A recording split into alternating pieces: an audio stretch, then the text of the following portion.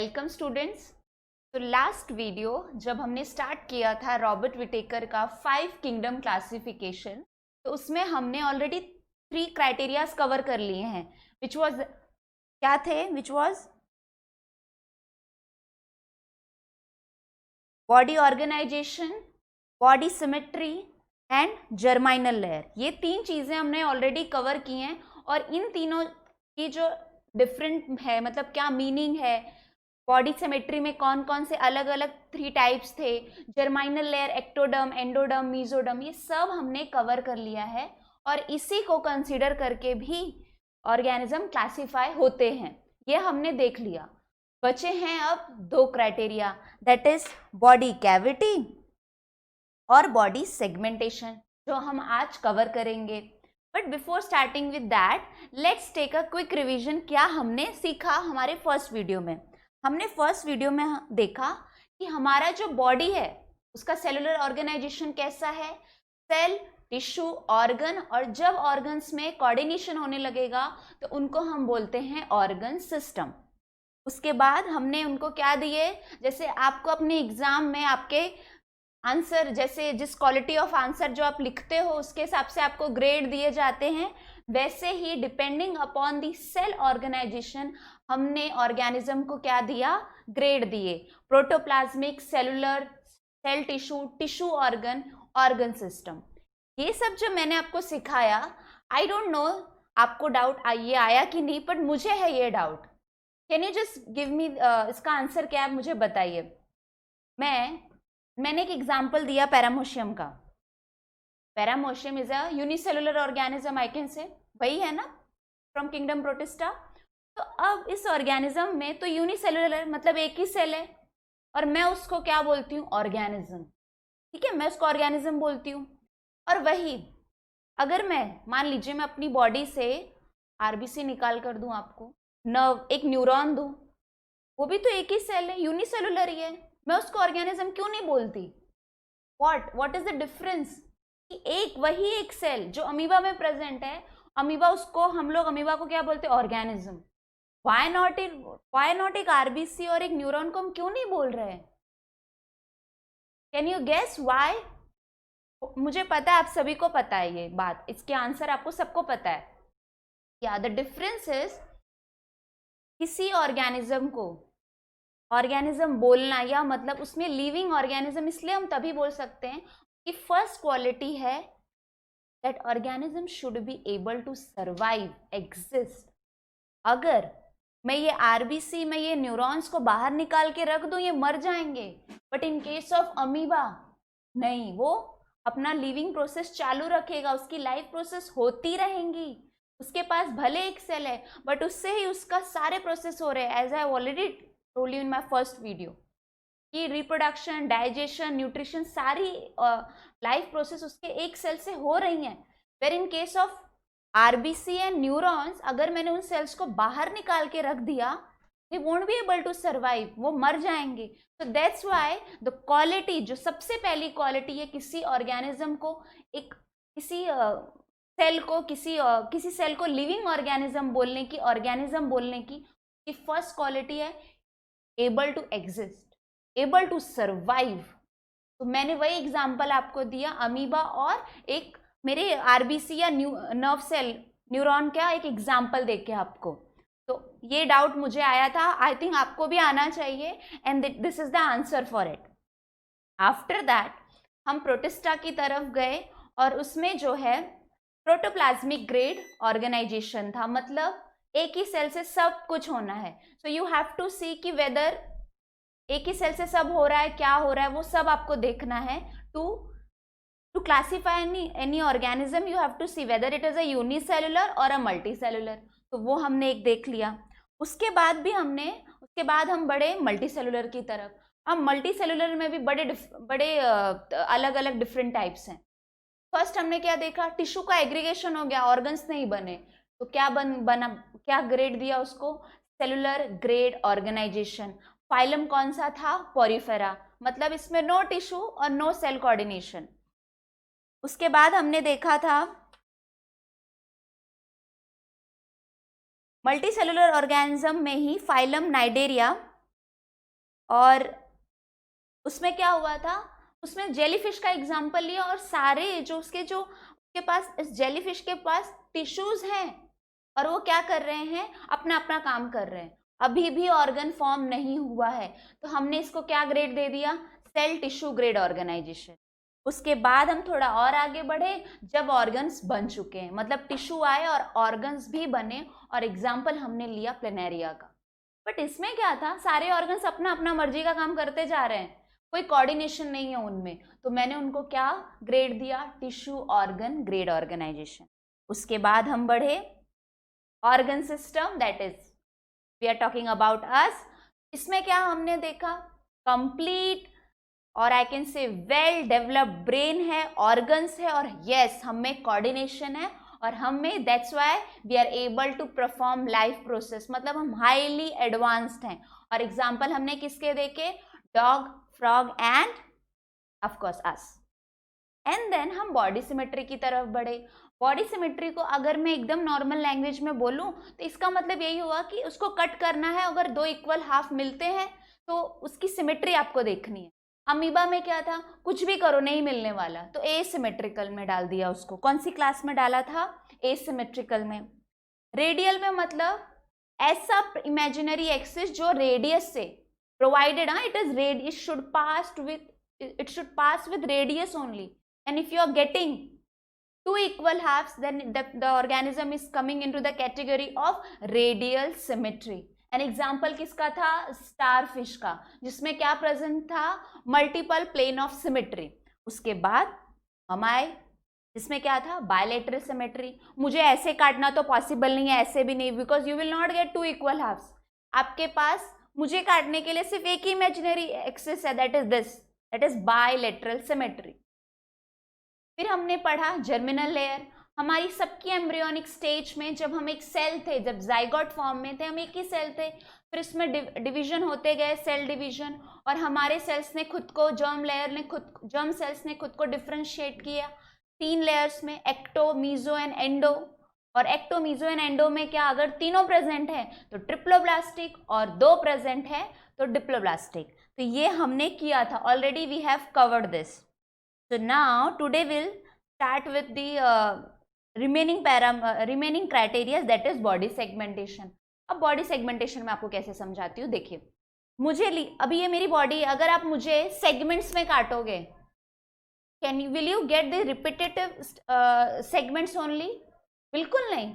अगर तुमने मुझे यहाँ से काटा तो आइज तो गई, क्या दोबारा आइज आएगी? बिल्कुल नहीं। ये तो मेरे केस में बिल्कुल पॉसिबल नहीं है कि you will get repetitive segments.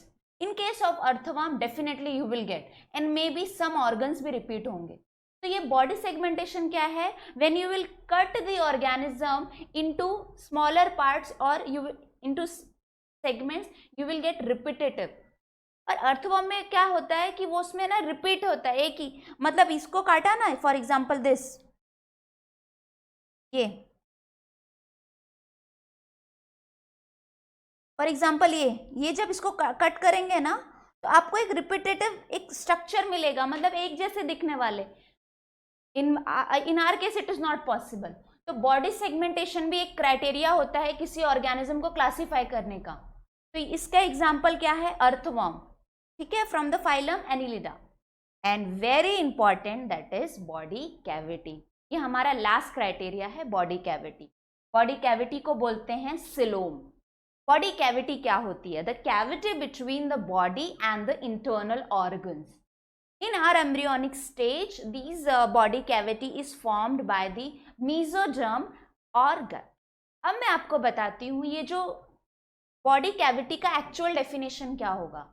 वो कैविटी आप उसी चीज को बॉडी कैविटी कंसिडर करोगे जिसकी लाइनिंग मीजोडर्म से होगी, वरना वो कैविटी नहीं है। अब ले लीजिए मेरा example, if you will cut me और मेरा किडनी, लीवर और सारे ऑर्गन्स मेरे निकाल दोगे, आपको क्या मिलेगी, कैविटी मिलेगी, खाली जगह मिलेगी। उसी खाली जगह को बोलते हैं बॉडी कैविटी और सिलोम। अब ये जो मैंने बोला, let's just understand from this particular diagram. अब इसमें क्या है देखो बच्चों, सबसे वाला बाहर वाला लेयर जो ऑरेंज कलर का आपको दिख रहा है वो क्या है, एक्टोडर्म, ठीक है। फिर ये जो ग्रीन है दैट इज एंडोडर्म। एंडोडर्म मतलब मेरी एलिमेंट्री, मेरे ऑर्गन्स की इनर लाइनिंग। अभी अगर किडनी को अगर तुमने कट किया तो मैं ऐसे बोल सकती हूँ ना कि इसको कट करने के बाद यू कैन पेंट ना, तो वो जो इनर लाइनिंग बनी हुई है उसको क्या, वो किससे बनी हुई है, एंडोडर्म से। तो ये हो गई। तो जो ये ग्रीन वाला स्ट्रक्चर है, जो ग्रीन कलर के जो सेल्स दिखेंगे, लेयर दिखेगी, उसको बोलते हैं एंडोडर्म। और देखो यहाँ पे, और ये जो रेड कलर का है सारा उसको बोलते हैं मीजोडर्म। और ये जो व्हाइट व्हाइट आपको इधर दिख रहा है it is body cavity. In humans we have body cavities, देखो thoracic, abdominal, pelvic, spinal, dorsal cavity. So these are the examples of body cavity which is present in humans. तो हम किस class में आते हैं, मतलब अब बॉडी कैविटी किसी ऑर्गेनिज्म में प्रेजेंट है नहीं है, इसको आधार मान के, इसको कंसिडर करके भी ऑर्गेनिज्म क्लासिफाई होते हैं। So in our case cavity is present, so we are coming in the category of coelomate. जब नहीं होगी, जिस ऑर्गेनिज्म में सिलोम नहीं है मतलब बॉडी कैविटी नहीं है, एसिलोमेट। और कई में कुछ अलग तरीके से होती है जो मीजोडर्म और से नहीं बनी होती, उसको बोलते हैं सूडोसिलोमेट, सूडोसिलोमेट। तो animals with true body cavity that is us, तो हमारे में है एसिलोमेट अब्सेंट है ही नहीं, और सूडो में है बट उसके लिए अभी आपको मैं समझाती हूँ कि तीनों में फर्क क्या है। अभी ये देखो बॉडी कैविटी का example, first example is coelomate, मतलब ह्यूमन के में जो है, अर्थवॉर्म में जो है। अभी देखो इसमें क्या है, ये जो आउटर दिख रहा है दैट इज एक्टोडर्म, जो रेड दिख रहा है दैट इज मीजोडर्म, ये मीजोडर्म है, ये एक्टोडर्म है। और ये जो ये इधर है ना, ये वाला हिस्सा दैट इज एंडो। और यहाँ पे देखो, यहाँ पे फॉर्म हुई है that is cavity. In case of pseudo में आप ये भी तो बोल सकते हो कि मैम ये कैविटी, ये क्यों नहीं है कैविटी, आप इसको क्यों नहीं कंसिडर कर रहे हो, बिकॉज यहाँ पे मीजोडर्म से ये अटैच नहीं है, इनकी कोई मीजोडर्म की लाइनिंग नहीं है, जो कि मैंने क्लियर कट आपको इसके पहले वाली स्लाइड्स में बोल दिया था। आप उन्हीं को बॉडी कैविटी समझोगे जहाँ पे मीजोडर्म की लाइनिंग होगी, यहाँ पर है बिल्कुल नहीं है, और यहाँ पे देखो अलग अलग हैं, तो ये क्या है, सूडो कैविटी है इनकी। और इन दिस केस है ही नहीं, बिल्कुल नहीं है, इनको क्या बोलते हैं हम, सूडोसिलोमेट।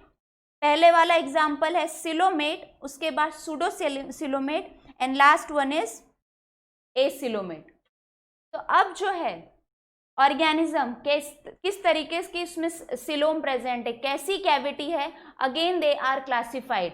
सिलोमेट है अगर कैविटी है तो सिलोमेट, नहीं है एसिलोमेट, और एक और टाइप है जिसको बोलते हैं सूडोसिलोमेट। तो these are the 5 criteria of 5 kingdom classification.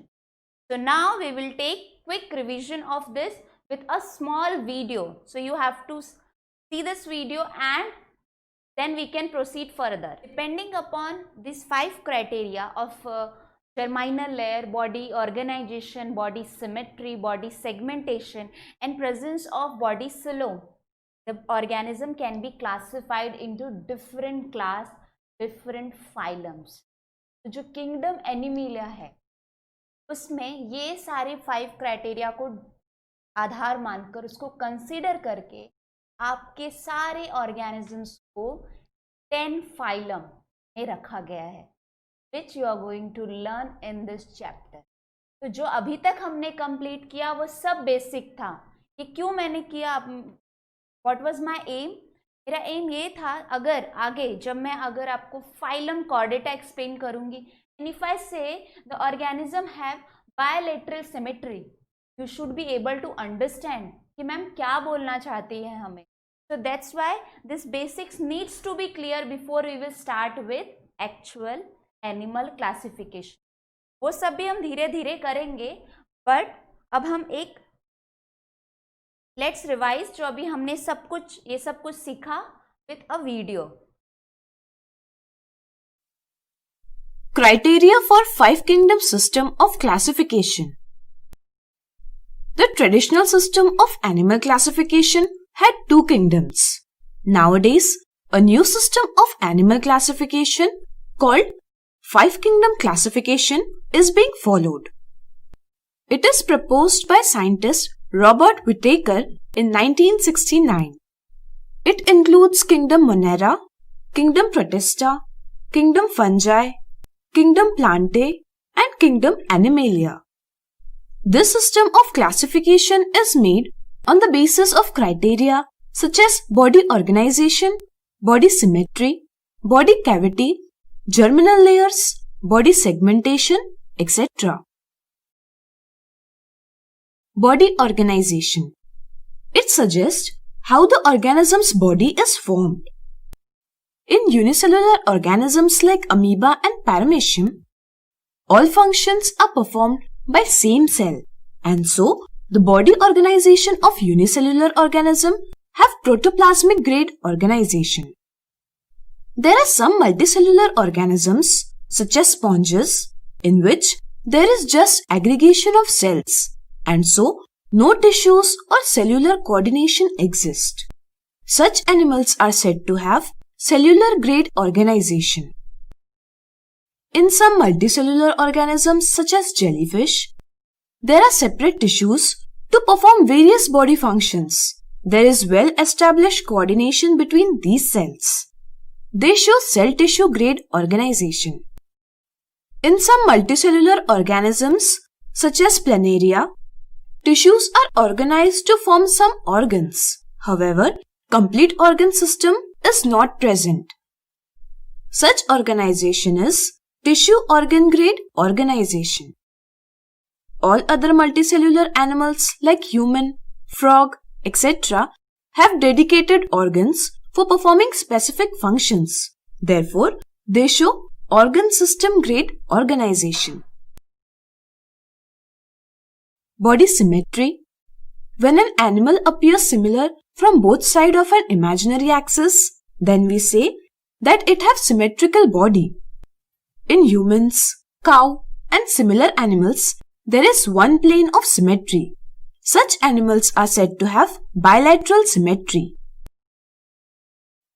In starfish, coral polyp, there can be multiple planes of symmetry passing through the central axis. Such animals are said to have radial symmetry. Other animals such as amoeba, paramecium, sponges does not have symmetrical body. These are said to have asymmetrical body. Germ layers. The germ layers develop early in embryonic life. The germ layers give rise to different tissues in the body. In many multicellular animals, there are 3 layers, that is, ectoderm, endoderm and mesoderm. Such animals are said to be triploblastic. In other animals, there are only 2 germ layers, the ectoderm and the endoderm. Such animals are called diploblastic.